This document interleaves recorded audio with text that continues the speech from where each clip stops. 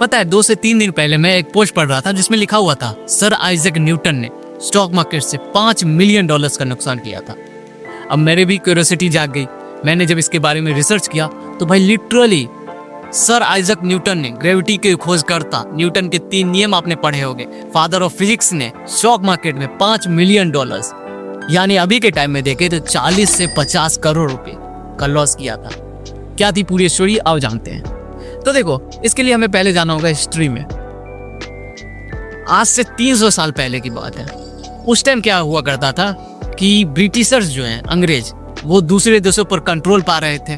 वो क्या कर रहे थे, दूसरे देशों पर कंट्रोल पाने के लिए, वहाँ अपना उपनिवेश बनाने के लिए, भारत भी उनमें से एक था, भारत पर भी उन्होंने कंट्रोल पाया था और भारत को भी गुलाम बनाया था। तो वो ऐसा हर देश के साथ कर रहे थे। तो उस टाइम क्या हुआ था कि जब उन्हें दूसरे देशों से वॉर करनी पड़ती थी, दूसरे देशों को गुलाम बनाने के लिए, तो उन्हें बहुत ज़्यादा खर्चा लगता था। अब ब्रिटिश गवर्नमेंट के पास उतना पैसा था नहीं, उनके पास बहुत ज़्यादा कर्ज बढ़ चुका था। तो वहाँ पर एक कंपनी निकल के आती है, साउथ सी करके। अब इस कंपनी का मेन धंधा क्या था, सुनो।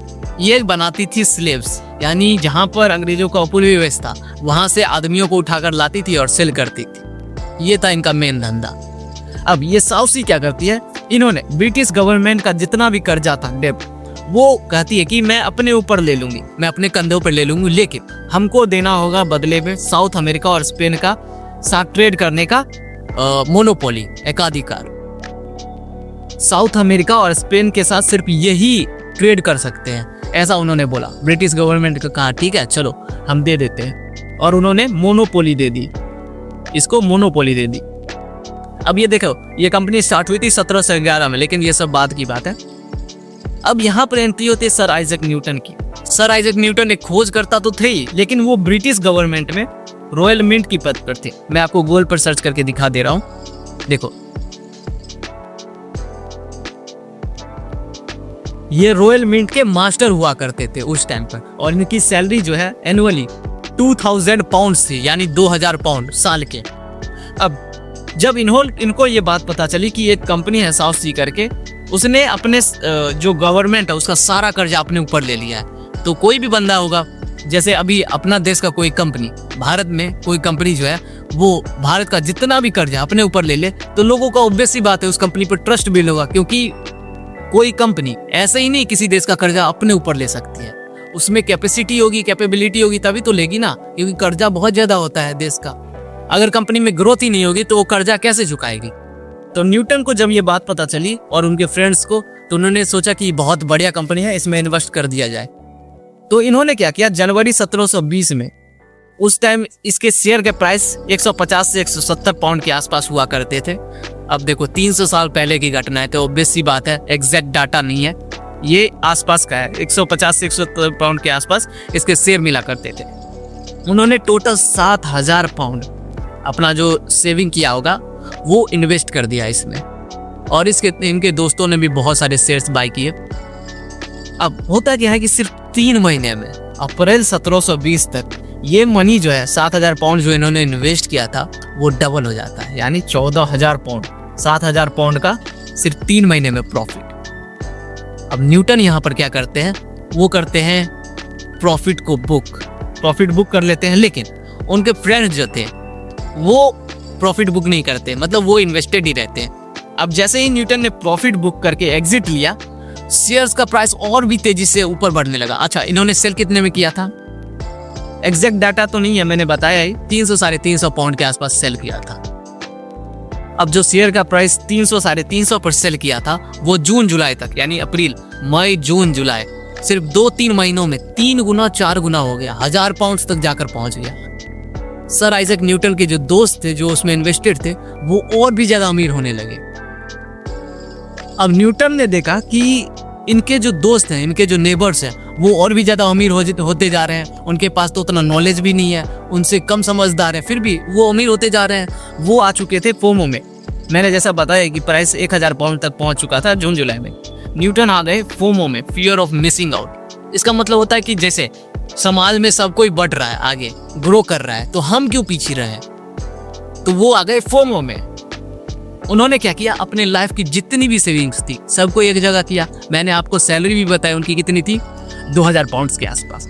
उन्होंने सारा सेविंग्स जितना थे उनको एक जगह कलेक्ट किया, जितना प्रॉफिट्स था उनको एक जगह किया, और सारा जो पैसा था वो इस साउथ सी कंपनी में इन्वेस्ट कर दिया कि अब तो मजे ही मजे हैं। लेकिन यहाँ पर होता क्या है, न्यूटन ने जब बाय किया था ये कंपनी अपने टॉप पर पहुंच चुकी थी, मतलब पीक पे बाय कर लिया था। और एक और दिक्कत थी कंपनी में, कंपनी ग्रोथ ही नहीं कर रही थी, कंपनी का बिजनेस जो है ठप पड़ गया था। अब वो पता कैसे चला लोगों को, देखो यहाँ पर कंपनी खेल रही थी डबल गेम। कंपनी के जो प्रोमोटर्स थे वो उनको पता था कि ऑब्वियस सी बात है कि कंपनी का धंधा ठप पड़ा है, और वो दो तरीकों से शेयर का प्राइस बढ़ा रहे थे। एक तो देखो कंपनी के प्रोमोटर्स ने क्या किया, उनको जब पता चला कि धंधा तो ठप है, उनको पता ही था, तो उन्होंने क्या किया, धीरे धीरे करके शेयर्स सेल करना शुरू कर दिया, यानी इनसाइडर ट्रेडिंग की, और पूरा एग्जिट ले लिया। अब ये तो पैनिक का कारण बन ही गया था, लेकिन इस कंपनी में बबल क्रिएट हो गया था।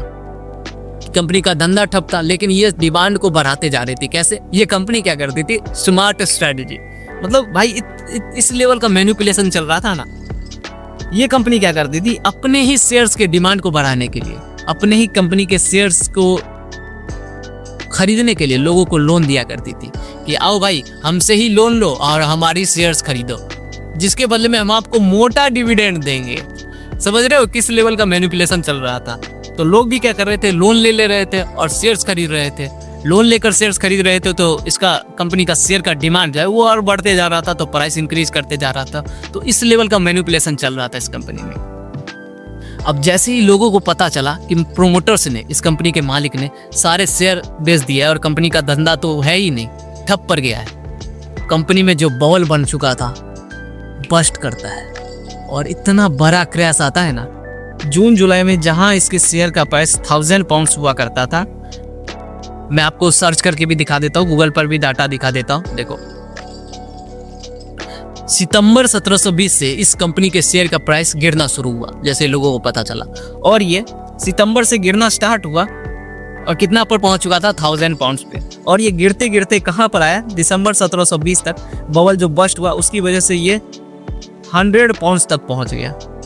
मतलब 90% का यहाँ पर क्रैश देखने को मिला। कितने महीनों में?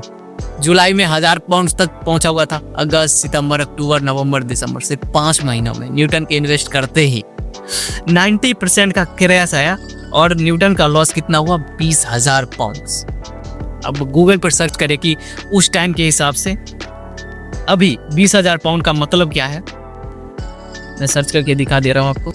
उस टाइम के जो 20,000 पाउंड्स थे वो अभी के 40 से 50 करोड़ रुपए होंगे इंडियन रुपीस में, और 4 से 5 मिलियन डॉलर्स यूएस डॉलर्स में। उस टाइम आज से 300 साल पहले उन्होंने 40-50 करोड़ रुपीस का लॉस किया। मोरल ऑफ द स्टोरी कि हमें कभी भी फोमो में आकर बाइंग सेलिंग नहीं करनी चाहिए। कभी भी किसी स्टॉक का प्राइस अगर बहुत तेजी से इंक्रीज कर रहा हो तो सबसे पहले हमें रिसर्च करनी चाहिए, कंपनी बढ़िया काम कर रही है कि नहीं, कंपनी का बिजनेस कैसा है, कंपनी के फंडामेंटल्स कैसे है, कंपनी कंटिन्यूली प्रॉफिट जनरेट कर रही है कि नहीं, कंपनी का सेल्स बढ़ रहा है कि नहीं। ये सब देखने के बाद ही हमें शेयर्स बाय एंड सेल करने चाहिए।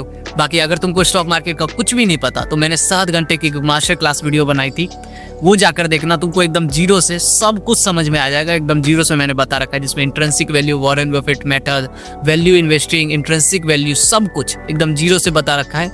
और साथ ही मैं डिस्क्रिप्शन में ई बुक का लिंक भी दे दूंगा, अगर तुम इस ई बुक को पढ़ लेते हो तो आई गेस कि आपका हर एक डाउट क्लियर हो जाएगा।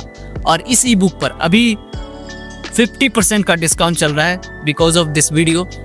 अगर इस वीडियो को देखकर कोई जाता है और यूज करता है क्रैश 2026 कूपन कोड, तो उसको मिलेगा इंस्टेंट 50% का डिस्काउंट। तो जरूर से जाके बाय करना। मिलते हैं नेक्स्ट वीडियो में, तब तक के लिए bye bye, tata, see you.